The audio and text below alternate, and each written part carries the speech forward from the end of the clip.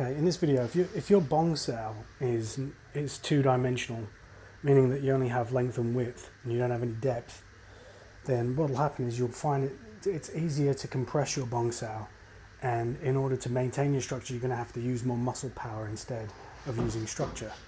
So it's easier to collapse and it's easier to make you become rigid.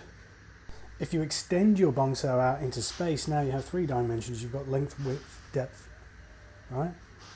So now you've got 3 dimensions, and that's how a wedge works, and that's why it gives you the structure, because now you're pushing the bong sao into the shoulder socket, and all you're doing is pushing it more and more into the shoulder girdle, not the muscles, and there's no antagonistic tension in the muscles. So you can resist your opponent by still being very relaxed, which means that if he removes his force, your arm's going to spring forward, and that's what it's supposed to do. So basically you're just setting the arm into the shoulder socket. You're sinking the shoulder into this shoulder girdle, right?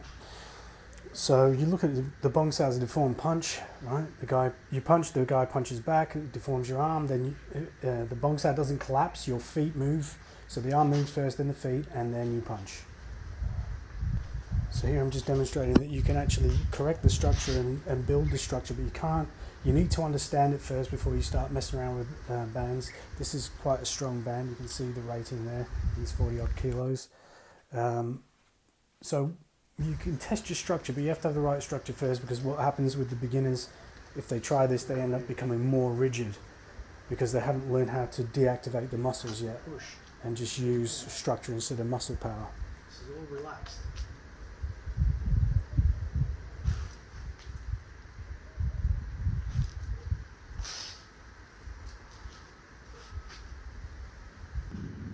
Here again is another example. You can do it with the Gan Sao. You can do it with all of the basic positions from the Sunim Tao.